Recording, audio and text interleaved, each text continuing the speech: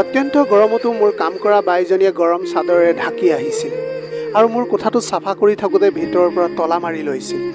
আৰু বহু সময়ৰ পাছত যেতিয়া তাই ওলাই আহে তেতিয়া তাই কৈছিল যে মেডাম, আপোনাৰ কোঠাটো বৰ লেতেৰা হৈ আছিল আৰু মই চাফা কৰি কৰি ভাগৰি পৰিছোঁ। মই যেতিয়া মোৰ স্বামীৰ ওচৰত অভিযোগ কৰোঁ তেতিয়া তেওঁ কয় যে এনেকুৱা ভুল একেবাৰেই নকৰিবা। ইমান কম পইচাত কাম কৰা বাই ক'তো বিচাৰি নাপাবা। এদিন মোৰ সন্দেহ হ'ল আৰু কাম কৰা বাইজনীক সোনকালে ঘৰলৈ যাবলৈ দিলোঁ। তাৰপিছত মই নিজেই তাইৰ দৰে গৰম চাদৰ এখন লৈ আমাৰ ৰুমটো চাফা কৰিবলৈ ধৰিলোঁ। কিছু সময়ৰ পিছত মোৰ গাৰ নোম শিয়ৰি উঠিল যেতিয়া মই মোৰ কাম কৰা বাইজনীক মোৰ কিছু আচহুৱা যেন লাগে।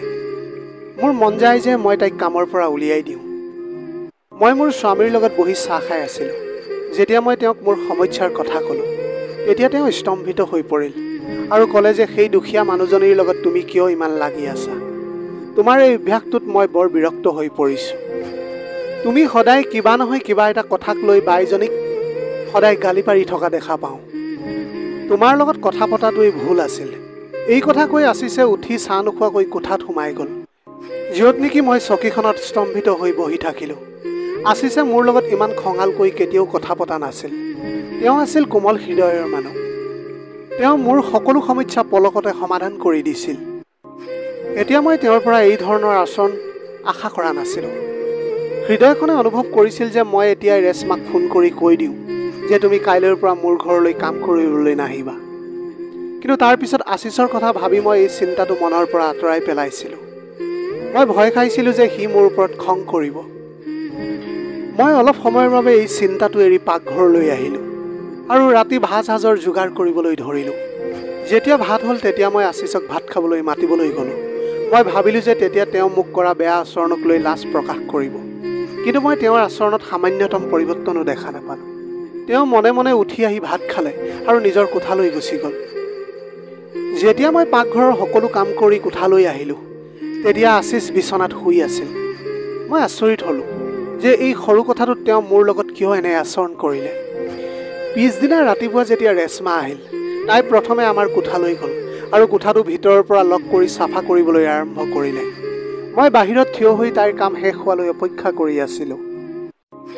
ৰেশমাই মোৰ ঘৰত কাম কৰিছিল মাত্ৰ 20 দিন আগতে। তাই বহুত কম টকাতে কাম কৰিবলৈ মান্তি হৈছিল। তাই বহুত ভাল কাম কৰিছিল। কিন্তু মই তাইৰ কোঠা বন্ধ কৰি চাফা কৰা কামটোহে ভাল পোৱা নাছিলোঁ। মই তাইক 2-3 বাৰ মানাও কৰিছিলোঁ। কিন্তু তাই ক'লে যে মেডাম, মই সকলোৰে ঘৰত এনেকৈ কাম কৰোঁ। মই তাইৰ কথা শুনি নিমাত হৈ যাওঁ। যেতিয়া তাই কোঠাটো চাফা কৰি আছিল মোৰ এনেকুৱা লাগিছিল যেন তাই বহুত ভাগৰুৱা হৈ পৰিছে। তাই মোক থিয় হৈ থকা দেখি মোৰ ফালে চাই হাঁহি মাৰি ক'লে, মেডাম, মই সদায় 1 ঘণ্টাকৈ আপোনাৰ কোঠাটো চাফা কৰি দিওঁ, সেইকাৰণে মই ভাগৰুৱা হৈ যাওঁ। তাইৰ কথা শুনি মই হাঁহি এটা মাৰি আকৌ পাকঘৰলৈ গ'লোঁ আৰু ৰেশমাৰ এই কামবোৰ ভালদৰে লক্ষ্য কৰিবলৈ চেষ্টা কৰিলোঁ। তাই তেতিয়া তাতেই অলপ সময় জিৰণি ল'লে আৰু তাৰপিছত তাই ড্ৰয়িং ৰুমটো চাফা কৰিবলৈ ধৰিলে। তেনে সময়তে আশিসো কামৰ পৰা ঘৰ পালেহি। আশিস অহাৰ লগে লগে ৰেশমাই ঝাৰু দিয়া বন্ধ কৰি তালৈ চাবলৈ আৰম্ভ কৰিছিল। আশিসে তাইৰ ফালে এবাৰ চকু ফুৰালে আৰু সি কোঠাটোত সোমাই গ'ল। ৰেশমাই তেতিয়া ইফালে সিফালে চাবলৈ ধৰিলে আৰু যেতিয়া তাই মোক দেখা নাপালে তেতিয়া তাই আমাৰ কোঠাটোৰ ফালে আগবাঢ়িছিল। তাই দুৱাৰত টোকৰ মাৰিবলৈ হাতখন ওপৰলৈ তুলিছিল, কিন্তু কিবা এটা ভাবি তাই পিছুৱাই গ'ল আৰু খৰধৰকৈ ড্ৰয়িং ৰুমটো চাফা কৰি মোৰ পৰা বিদায় লৈ তাই আমাৰ ঘৰৰ পৰা ওলাই গুচি গ'ল। ৰেশমা আমাৰ ঘৰৰ পৰা ওলাই যোৱাৰ পিছত আশিস আমাৰ কোঠাৰ পৰা ওলাই আহিল আৰু তেওঁ মোৰ হাতখন ধৰি চুমা এটা খালে। তেওঁক তেতিয়া মই বহুত ফূৰ্তিত থকা নিচিনা দেখিছিলোঁ। তাৰপিছত তেওঁ ক'লে যে সোনকালে মোক ভাত দিয়া, মোৰ বৰ ভোক লাগিছে। আমি দুয়ো বহুত হাঁহি ধেমালি কৰি ভাত খাইছিলোঁ। আশিস ফূৰ্তিত থকা দেখি ময়ো বহুত সুখী হৈ পৰিছিলোঁ। কিন্তু ৰেশমাৰ এই দৰজা বন্ধ কৰি কাম কৰাটো মোৰ যেন বৰ অদ্ভুত লাগিছিল। নাজানো তাই কি উদ্দেশ্যেৰে মোৰ ঘৰত কাম কৰিবলৈ আহিছিল। মই এতিয়া সিদ্ধান্ত লৈছিলোঁ যে আশিসৰ লগত ৰেশমাৰ বিষয়ে কোনো ধৰণৰ কথা নাপাতোঁ। প্ৰথমে তাইৰ উদ্দেশ্য জানি লওঁ। পিছদিনা যেতিয়া ৰেশমা আমাৰ ঘৰত কাম কৰিবলৈ আহিল তেতিয়া মই তাইৰ সৰু সৰু বস্তুবোৰ বহুত ভালকৈ লক্ষ্য কৰিলোঁ। তাই তেতিয়া এখন গৰম চাদৰ লৈ আহিছিল। মই তেতিয়া ক'লোঁ যে ৰেশমা, ইমান গৰম পৰিছে, তুমি ইমান গৰমতো এনেকুৱা কাপোৰখন কিয় লৈ ফুৰিছা? যদি তোমাৰ হাতত আৰু চাদৰ নাই তেনেহ'লে মই তোমাক বেলেগ চাদৰ এখন দিম। মোৰ কথা শুনাৰ পিছত তাইৰ চকুৱেদি চকু পানী বৈ আহিছিল। তাই ক'লে যে মেডাম, এই কাপোৰখন বহুত মূল্যৱান, কাৰোবাৰ ভাল পোৱাৰ চিন এই চাদৰখন। এই চাদৰখন এৰি যদি মই আপুনি দিয়া চাদৰখন লওঁ তেতিয়া মোৰ ভাগ্য আপোনাৰ দৰে হ'বনে বাৰু? নিশ্চয় মোৰ আপোনাৰ নিচিনা ভাগ্য নহ'ব। তাৰপিছত তাই মোৰ পৰৱৰ্তী প্ৰশ্নৰ পৰা আঁতৰি থাকিবলৈ খৰধৰকৈ কোঠাটোত সোমাবলৈ ধৰিলে। মোৰ যেন এনে লাগিল তাই চাদৰৰ তলত লুকুৱাই থকাই তাইৰ হাতত কিবা এটা লৈ আছে। তাত কি আছিল সেইটো মই দেখা নাপালোঁ, কিন্তু মোৰ মনত সন্দেহৰ সৃষ্টি কৰিলে। ৰেশ্মাই মোৰ কোঠাটোৰ ভিতৰৰ পৰা তলা মাৰি থৈছিল আৰু মই চিন্তিত হৈ ড্ৰয়িং ৰুমত ঘূৰি ফুৰিছিলোঁ। আশিষ অফিচৰ পৰা উভতি আহিল আৰু মোক ইমান বিচলিত আৰু চিন্তিত হৈ থকা দেখি মোক সুধিলে, কি হ'ল পায়েল? মই জোৰ জবস্তি হাঁহি মাৰিবলৈ চেষ্টা কৰি ক'লোঁ যে নাই, একো হোৱা নাই। তেনেতে ৰেশ্মাই কোঠাটোৰ দুৱাৰখন খুলি বাহিৰলৈ ওলাই আহিল আৰু আমাক দুয়োকে দেখি তাই থতমত খালে আৰু খৰখেদাকৈ ড্ৰয়িং ৰুমটো চাফা কৰিবলৈ ধৰিলে। আশিষ কোঠাটোত সোমাই গ'ল। ময়ো তেওঁৰ পিছে পিছে কোঠাটোত সোমাই গ'লোঁ, কিন্তু তেওঁ ভিতৰৰ পৰা দুৱাৰখন মাৰি লৈছিল আৰু মই বাহিৰত থিয় হৈ তেওঁক চাই আছিলোঁ। ৰেশ্মাই সোনকালে তাইৰ কাম সম্পূৰ্ণ কৰিলে আৰু আশিষ কোঠাৰ পৰা ওলাই অহাৰ আগতেই তাই নিজৰ ঘৰলৈ বুলি গুচি গ'ল। মোৰ মনলৈ তৎক্ষণাত এনেকুৱা ভাৱ আহিল যে যেতিয়াই ৰেশ্মাই কোঠাটো চাফা কৰিবলৈ বাহিৰলৈ ওলাই আহিছিল তেতিয়া মই কেতিয়াও কোঠাটোৰ ভিতৰলৈ যোৱা নাছিলোঁ। কিন্তু আশিষ ঘৰলৈ অহাৰ লগে লগে কোঠাটোলৈ গুচি যায় আৰু মুখ হাত ধুই বাহিৰলৈ ওলাই আহে। মই মোৰ মূৰত হাত ৰাখিলোঁ। মই ইমান ডাঙৰ কথা এটা কেনেকৈ নেদেখা হৈ আছিলোঁ। আশিষে যেতিয়া বাহিৰলৈ আহিছিল তেতিয়া মই নিজকে স্বাভাৱিক কৰি ৰাখিছিলোঁ, কিন্তু ভিতৰি ভিতৰি এই কথাটোৱে মোৰ ভিতৰত ধুমুহাৰ সৃষ্টি কৰিছিল। যেতিয়া আমি দুয়ো একেলগে বহি ৰাতিৰ ভাত খাইছিলোঁ তেতিয়া আশিষে ইটো সিটো কথা পাতিবলৈ ধৰিলে। মোৰ মনটোৱে তেওঁৰ কথাত অকণো গুৰুত্ব দিয়া নাছিল। মোৰ চকুত মোৰ ঘৰখন ধ্বংস হোৱা দেখিবলৈ পাইছিলোঁ। মই সিদ্ধান্ত লৈছিলোঁ যে মই এই সমস্যাটোৰ সমাধান কৰিম আৰু তাৰপিছত যেতিয়া ৰেশ্মা কামলৈ আহিছিল তেতিয়া মই তাইক কৈছিলোঁ যে তুমি মোৰ ঘৰ চাফা কৰাৰ সময় সলনি কৰি দিয়া। এতিয়া তুমি মোৰ ঘৰৰ কাম 2 বজাৰ পৰা 5 বজালৈ কৰিবা। ৰেশ্মাই হাঁহিলে আৰু ক'লে, মেডাম, এইটো সম্ভৱ নহয়। এই সময়ত মই মিছেছ তিৱাৰীৰ ঘৰত কাম কৰোঁ। মই তাইক ক'লোঁ যে তুমি টাইম সলনি কৰি সন্ধিয়া তিৱাৰীৰ ঘৰত কাম কৰা। তাই তেতিয়া মূৰটো জোকাৰি ক'লে যে মেডাম, সম্ভৱ হোৱা হ'লে মই কৰিলোঁহেঁতেন নিশ্চয়। আপুনি যদি মোৰ ঠাইত আন কাৰোবাক ৰাখিবলৈ বিচাৰিছে তেনেহ'লে আপুনি যি ভাল পায়, মোৰ তাত ক'বলগীয়া একো নাই। মই নিমাত হৈ থাকিলোঁ।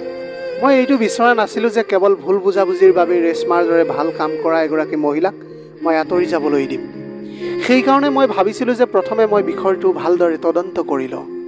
ৰেশ্মা আকৌ এবাৰ মোৰ কোঠালৈ গ'ল আৰু তাই সদায়ৰ দৰে তেনেকৈ দুৱাৰখন বন্ধ কৰি চাফা কৰিবলৈ ধৰিলে। ময়ো ড্ৰয়িং ৰুমত বহি তাই ওলাই অহাৰ বাবে অপেক্ষা কৰি আছিলোঁ। এই সময়ত আশিষো আজি অফিচৰ পৰা উভতি আহিছিল। আশিষে কোঠাটোত সোমাবলৈ আৰম্ভ কৰাৰ লগে লগে ময়ো তাৰ পিছে পিছে গ'লোঁ। আমি দুয়ো ভিতৰলৈ গ'লোঁ। গোটেই ৰুমটো গাজৰৰ হালোৱাৰ সুগন্ধিৰে ভৰি পৰিছিল। মই তেতিয়া প্ৰশ্ন কৰিলোঁ আশিষক। তেতিয়া তেওঁ ক'লে যে অফিচৰ এজন বন্ধুৱে ঘৰৰ পৰা মোৰ বাবে হালোৱা বনাই আনিছিল। মই ঠিক আছে বুলি ক'লোঁ আৰু তাৰপিছত পাকঘৰলৈ গুচি গ'লোঁ। পাকঘৰত থকা চকীখনত বহিলোঁ আৰু মোৰ চকুৰ পৰা চকু পানীৰ টোপাল টোপ টোপকৈ ওলাবলৈ ধৰিলে, কাৰণ মই জানিছিলোঁ যে এই হালোৱা আশিষৰ বাবে ৰেশ্মাই লৈ আনিছিল। কাৰণ যেতিয়া আশিষ অফিচৰ পৰা ঘৰলৈ আহিছিল তেতিয়া তেওঁৰ হাত দুখন খালী আছিল। আশিষে মোক কিয় মিছা কথা কৈছিল? মই এটা কথা ভালকৈয়ে জানিছিলোঁ যে এটা মিছা কথা লুকুৱাবলৈ যাওঁতে হাজাৰটা মিছা কথাৰ সৃষ্টি হয়। তাৰপিছত এজন লোকে গোটেই জীৱনটো মিছা কথা কৈয়ে কটাবলগীয়া হয়। আশিষে যে গাজৰ হালোৱা ভাল পায় সেই কথাটোৰ বিষয়ে মই জানিছিলোঁ। মোৰ কাম কৰা বাইজনীয়ে মোৰ স্বামীৰ খোৱা বস্তুৰ পচন্দ আৰু অপচন্দৰ কথা কেনেকৈ জানিব পাৰিলে? মই দেখিলোঁ যে আশিষ মোৰ ফালে আহি আছে। মই জোৰ জবস্তিকৈ হাঁহিবলৈ চেষ্টা কৰিলোঁ, কাৰণ মই নাজানিছিলোঁ যে কেনে পৰিস্থিতিত কেনেধৰণৰ আচৰণ কৰিব লাগে। সেইকাৰণে মই হাঁহিৰ সহায় ল'লোঁ। যেতিয়া আশিষে পাকঘৰলৈ সোমাই আহিছিল তেতিয়া তেওঁ মোক দেখাৰ লগে লগে বহুত চিন্তিত হৈ পৰিছিল আৰু সুধিলে যে কি হৈছে তোমাৰ, ইমান কিয় মন মাৰি আছা? মই ক'লোঁ যে মোৰ মূৰৰ বিষ হৈছে। কিন্তু মই জানিছিলোঁ যে মোৰ কথাটো আশিষে একেবাৰে বিশ্বাস কৰা নাই। আমি দুয়ো একেলগে বহি ভাত খালোঁ। তাৰপিছত তেওঁ নিজৰ কোঠালৈ গুচি গ'ল। মই অলপ বতাহ ল'বলৈ ঘৰৰ বাহিৰত খোজ দিবলৈ ধৰিলোঁ। মোৰ হৃদয়খন বৰ অস্থিৰ হৈ পৰিছিল। চকুৰ পানী নিজে বৈ আহিবলৈ ধৰিছিল। তাৰপিছত মই টোপনি যোৱাৰ এটা ঔষধ খালোঁ আৰু শুই পৰিলোঁ। ৰাতিপুৱা আশিসে মোক কৈছিল যে যদি তোমাৰ মূৰৰ বিষ ভাল হোৱা নাই তেন্তে মই তোমাক ডাক্তৰৰ ওচৰলৈ লৈ যাম। মই তেওঁক আশ্বাস দিলোঁ যে মই এতিয়া ভালেই আছোঁ। তাৰপিছত তেওঁ অফিচলৈ গুচি গ'ল আৰু মই মিছ তিৱাৰীৰ ঘৰলৈ বুলি ৰাস্তা ল'লোঁ। মিছেছ তিৱাৰীৰ ঘৰটো আমাৰ গাঁৱতে আছিল। ৰেশ্মা এতিয়া সিহঁতৰ ঘৰলৈ কাম কৰিবলৈ যোৱা নাছিল, সেইবাবেই মই তেওঁক সোধপোছ কৰিব পাৰিম। মই সিহঁতৰ ঘৰলৈ যাওঁতে শ্ৰীমতী তিৱাৰীয়ে মোক বহুত ভালকৈ সন্মান দিলে। ইটো সিটো কথা পতাৰ পিছত শ্ৰীমতী তিৱাৰীক ক'লোঁ যে ৰেশ্মাৰ প্ৰতি মোৰ বৰ দুখ লাগে। ইমান গৰমত তাই গৰম চাদৰ উৰি আহে। আমি যদি বিচাৰোঁ তেন্তে তাইৰ বাবে এখন নতুন চাদৰ ব্যৱস্থা কৰিব পাৰোঁ। শ্ৰীমতী তিৱাৰীয়ে মোৰ ফালে অদ্ভুত চকুৰে চাই ক'লে, ৰেশ্মা আমাৰ ঘৰলৈ দুপট্টা লৈহে আহে, ঠাণ্ডা দিনতো তাই গৰম চাদৰ নলয়। মই তেতিয়া থতমত খাই গ'লোঁ। মই এতিয়া বুজিব পৰা নাছিলোঁ যে মই এতিয়া তেওঁৰ লগত কি কথা পাতিম। তাৰপিছত মই ক'লোঁ যে নাজানো ৰেশ্মাৰ এইটো কি বেয়া অভ্যাস। তাই বেডৰুমটো চাফা কৰি থাকোঁতে নাজানো কিয় সদায় ভিতৰৰ পৰা দৰজাখন মাৰি লয়। শ্ৰীমতী তিৱাৰীয়ে চিন্তাত হেৰাই গ'ল আৰু তাৰপিছত কিবা এটা ভাবি তেওঁ ক'লে, ঠিক আছে, আমি কাম কৰা বাইৰ লগত কোমল আচৰণ কৰা উচিত, কিন্তু সকলোৰে এটা নিয়ম আছে। মই কেতিয়াও কোনো কাম কৰা বাইক এই অনুমতি নিদিওঁ যে তাই মোৰ বেডৰুমটো চাফা কৰোঁতে ভিতৰৰ পৰা দৰজাখন বন্ধ কৰি লওক। বৰঞ্চ এনেকুৱা কাম কৰা বাইক কামৰ পৰা বৰ্খাস্তহে কৰি দিম। তেওঁৰ কথা শুনি মই ক'লোঁ যে কিন্তু ৰেশ্মাই মোক কৈছিল যে তাই এনেকৈ দৰজা বন্ধ কৰি সকলোৰে ঘৰ চাফা কৰে। মিছেছ তিৱাৰীৰ এইটো কথাই মোৰ হৃদয়খন চুই গ'ল। তেওঁ ক'লে, তুমি বহুত সহজ সৰল। মই বহুত ভালকৈ জানিছিলোঁ যে তেওঁ মূৰ্খ শব্দটোৰ সলনি সহজ সৰল শব্দটো ব্যৱহাৰ কৰিছে। মই তেতিয়া তাৰ পৰা উঠি মোৰ ঘৰলৈ আহিলোঁ। শ্ৰীমতী তিৱাৰীৰ কথাবোৰ মোৰ কাণত গুণগুণাই আছিল। যেতিয়া সন্ধিয়া হ'ল তেতিয়া ৰেশ্মাই গৰম চাদৰ উৰি আকৌ আমাৰ ঘৰলৈ আহি কোঠাত সোমাই গৈছিল। তাই কোঠাটো চাফা কৰি ওলাই আহিছিল তেতিয়া আশিসো অফিচৰ পৰা ঘৰলৈ আহিছিল। মই পাকঘৰৰ খিৰিকীখনৰ ওচৰত থিয় হৈ দুয়োজনলৈ চাই আছিলোঁ। যেতিয়া আশিসে খঙেৰে চিঞৰি ক'লে, ৰেশ্মা, তোমাৰ কাৰণে এইটোৱে ভাল হ'ব যে তুমি এই কামটো এৰি গুচি যোৱা। মোৰ পিছে পিছে লাগি ফুৰিবলৈ বাদ দিয়া। ৰেশ্মাই তেতিয়া কান্দিবলৈ ধৰিলে। তাই ক'লে যে এই পৃথিৱীত তুমিয়েই মোৰ একমাত্ৰ সাৰথি। তোমাৰ অবিহনে মোৰ কোনোৱেই নাই। মোক মোৰ নামৰ পৰিচয় দিয়া, নহ'লে তোমাৰ সকলো সত্য কথাই মই তোমাৰ পত্নীক কৈ দিম। এই কথা কৈয়ে ৰেশ্মাই ড্ৰয়িং ৰুম চাফা নকৰাকৈ আমাৰ ঘৰৰ পৰা ওলাই গৈছিল। মইতো ৰেশ্মাৰ কথাত বহুত আচৰিত হৈ পৰিলোঁ। তাইৰ লগত আশিসৰ এনেকুৱা কি গোপনীয়তা আছে যাৰ বাবে তাই তেওঁক ভাবুকি দি আহিছিল। তাই কিয় কৈছিল যে মোক তোমাৰ নামৰ পৰিচয় দিয়া? এই সকলোবোৰ কথাই এতিয়া কিবা ভয়ংকৰ ঘটনাৰ ইংগিত দিছিল। মই আশিসক ভাত খাবলৈ মাতিলোঁ, কিন্তু তেওঁ মোক বৰ বেয়াকৈ বকিবলৈ ধৰিলে। তেওঁ ক'লে যে তুমি কেনেকুৱা তিৰোতা যিয়ে নিজৰ ঘৰৰ কামো কৰিব নোৱাৰা। আমি মাত্ৰ দুজনহে মানুহ আছোঁ, কিন্তু তুমি দুজন মানুহৰ কামো কৰিব নোৱাৰা আৰু এনেকুৱা কাম কৰা বাইক ঘৰত সোমাবলৈ দিছা। তেওঁ এইখিনি কথা কৈ বাহিৰলৈ ওলাই গ'ল। মই যেতিয়া কোঠাটোত সোমালোঁ তেতিয়া হালোৱাৰ গোন্ধত মোৰ হৃদয়খন আকৌ বিচলিত হ'বলৈ ধৰিলে। আজি হয়তো আশিসে হালোৱাখিনি লুকুৱাবলৈ পাহৰি গৈছিল বা তেওঁ আওকাণ কৰিছিল। যেতিয়া মই কোঠাটোৰ খিৰিকীৰে চালোঁ তেতিয়া আশিস বহুত চিন্তিত হৈ ইফালে সিফালে খোজকাঢ়ি আছিল। মই নিজেও আচৰিত হৈছিলোঁ যে কি হৈ আছে এইবোৰ। এই গোটেই সত্যটো মই কেনেকৈ উলিয়াম? মোৰ তেতিয়া ৰেশ্মাৰ ওপৰত বহুত খং উঠি গৈছিল, কিন্তু মই এনে পৰিস্থিতিত বাধ্য আছিলোঁ যে তাইক একো প্ৰশ্নও কৰিব পৰা নাছিলোঁ। মই অসহায় হৈ পৰিছিলোঁ। সেইবাবেই মই আশিসৰ মাকৰ পৰা সহায় লোৱাৰ কথা ভাবিছিলোঁ। তেওঁলোকে গাঁৱত বাস কৰে, আনহাতে আমি দুয়ো স্বামী স্ত্ৰীয়ে আশিসৰ কামৰ বাবে চহৰত থাকোঁ। মই মোৰ শাহুমাক ফোন কৰি ক'লোঁ যে মোৰ ঘৰখন ধ্বংস হ'বলৈ ওলাইছে। আপুনি আহি মোৰ ঘৰখন ধ্বংস হোৱাৰ পৰা বচাওক। মোৰ শাহুমা এগৰাকী বহুত ভাল মহিলা আছিল। তেওঁ পিছদিনাখনেই সৰু পুতেকৰ সৈতে গাঁৱৰ পৰা চহৰলৈ আমাৰ ঘৰলৈ আহিছিল। আশিসে নিজৰ মাকক দেখি একেবাৰে সুখী হোৱা নাছিল। তেওঁ ক'লে, মা, এই মূল্যবৃদ্ধিৰ সৈতে এই চহৰত থকাটো বৰ কষ্টকৰ। আপুনি কিয় আহিলে? ইয়াত মই প্ৰথমৰ পৰাই বহুত সমস্যাত দিন কটাই আছোঁ। এতিয়া আৰু দুজন মানুহৰ বাবে ভাত বনাব লাগিব আৰু মোৰ খৰচৰ ওপৰত বেয়া প্ৰভাৱ পৰিব। এই কথা শুনাৰ লগে লগে মোৰ শাহুমাৰ চকুলৈ চকু পানী বৈ আহিছিল। মই যেতিয়া আশিসক মনে মনে থাকিবলৈ ইংগিত দিলোঁ তেতিয়া তেওঁ ক'লে যে তুমি আমাৰ মাক পুতেকৰ কথাৰ পৰা আঁতৰি থাকা। ময়ো মনে মনে থাকিলোঁ, য'ত নেকি মোৰ দেউৰজনে বস্তুবোৰ তুলি ল'লে আৰু ক'লে, মা, বলক আমি গাঁৱলৈ গুচি যাওঁ। এই মূল্যবৃদ্ধিৰ চহৰখনত আমি থাকিব নোৱাৰোঁ। মোৰ শাহুমাই মোৰ ফালে চালে। তেতিয়া মই তেওঁক হাতযোৰ কৰি ইয়াত থাকিবলৈ বিনতি কৰিলোঁ। যি সময়ত নেকি মোৰ দেউৰৰ ইমান খং উঠিছিল যে মই হাজাৰবাৰ কোৱাৰ পিছতো তেওঁ আমাৰ ঘৰত নাথাকিছিল। ইয়াৰ বিপৰীতে আশিছে মোক বকিবলৈ ধৰিলে যে তুমি তাক যাবলৈ দিয়া, তাক বাধা নিদিবা। মোৰ দেউৰজন গুচি গ'ল। শাহুমা চিন্তিত হৈ আছিল। তেওঁ বিশ্বাস কৰিব পৰা নাছিল যে তেওঁৰ পুত্ৰই এনেধৰণৰ ব্যৱহাৰ কৰিব তেওঁৰ লগত। মই মোৰ শাহুমাক সকলো কথা ক'লোঁ আৰু ক'লোঁ যে আশিছ অলপ সলনি হৈ গৈছে। সেইবাবে মই আপোনাক ডাঙৰ বুলি গণ্য কৰি ইয়ালৈ মাতিছোঁ, যাতে আপুনি আমাৰ দুয়োজনৰ মাজত থকা সকলো ভুল বুজাবুজি আঁতৰাই দিয়ে। সন্ধিয়া হোৱাত মই ৰেশ্মাৰ বাবে অপেক্ষা কৰিবলৈ ধৰিলোঁ।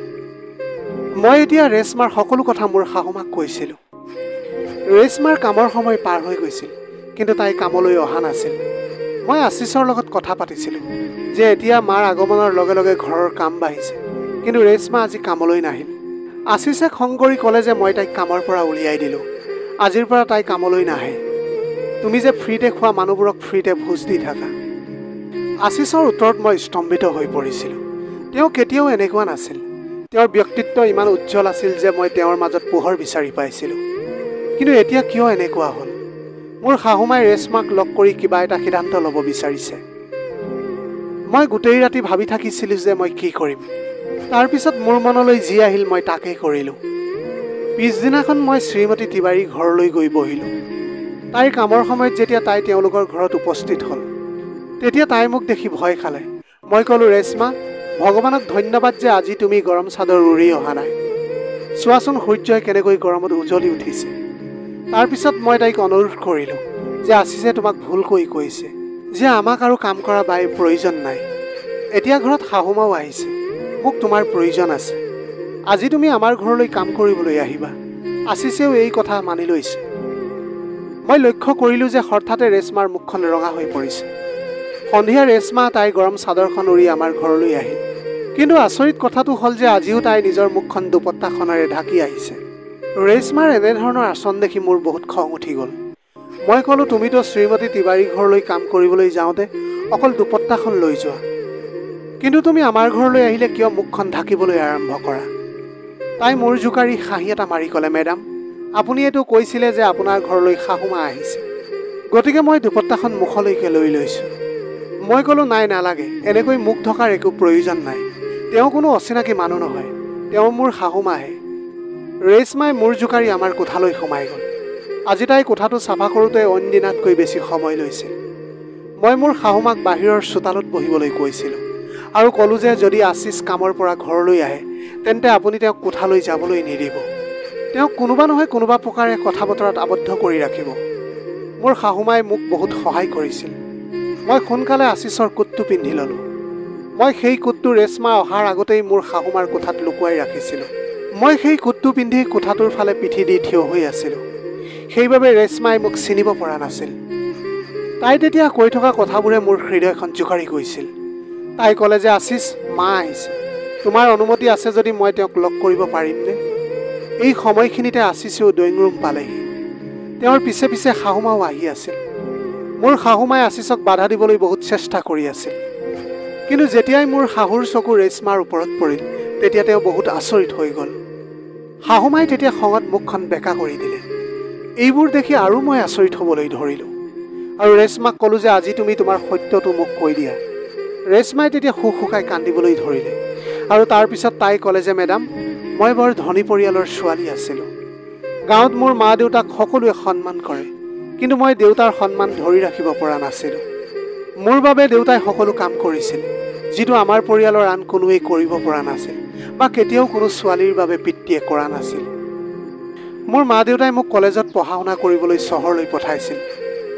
মোৰ লগত গাড়ী আৰু ড্ৰাইভাৰ এজনো আছিল আৰু মই মোৰ নিজৰ ড্ৰাইভাৰৰ লগতে প্ৰেমত পৰিছিলোঁ। গতিকে মই জানিছিলোঁ যে এওঁৰ লগত মোৰ বিয়া হোৱাটো অসম্ভৱ, কিন্তু আমি ইজনে সিজনৰ অবিহনে জীয়াই থাকিব পৰা নাছিলোঁ। সেইবাবে মই সেই ল'ৰাটোৰ লগত পলাই গৈ তাৰ লগত বিয়া হৈছিলোঁ। দেউতাৰ অভিশাপ মোৰ গাত লাগিল আৰু মোৰ সকলো সুখ নোহোৱা হৈ গ'ল।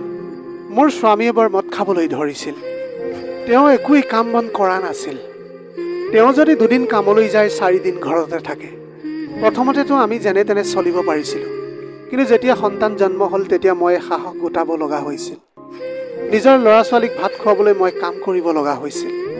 তাৰপিছত যেতিয়া মই আপোনাৰ ঘৰলৈ আহিছিলোঁ মই আশিসক দেখি স্তম্ভিত হৈ পৰিছিলোঁ, কাৰণ আশিস মোৰ নিজৰ দাদা হয়।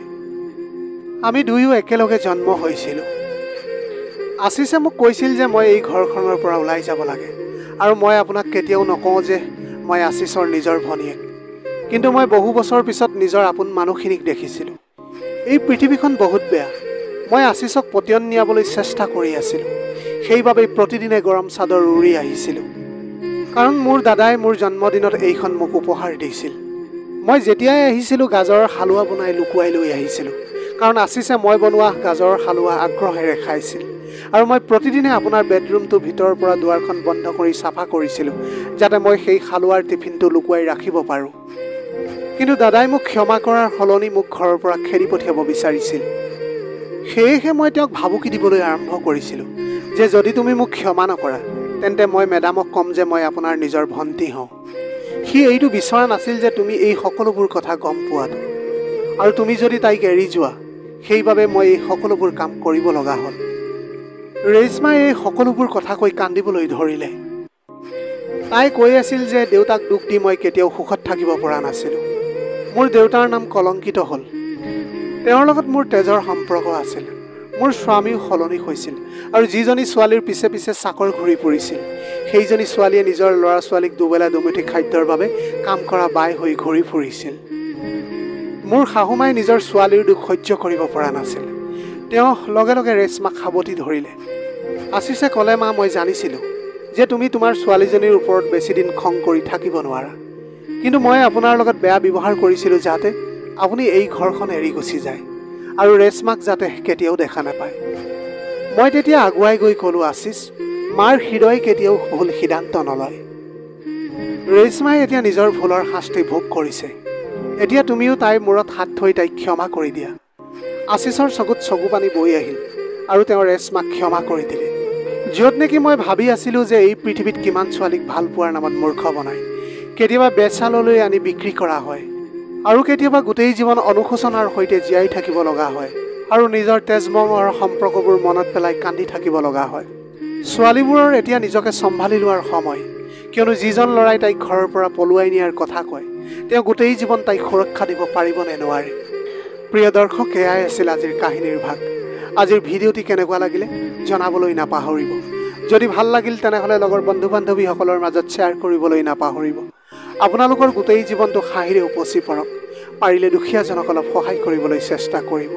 আপোনালোকৰ অকণমান সঁহাৰিয়ে যদি কোনোবা এজন দুখীয়াৰ জীৱনটো সলনি কৰিব পাৰে, তাতকৈ পুণ্যৰ কাম আৰু এই পৃথিৱীত একোৱেই হ'ব নোৱাৰে। Have a nice day.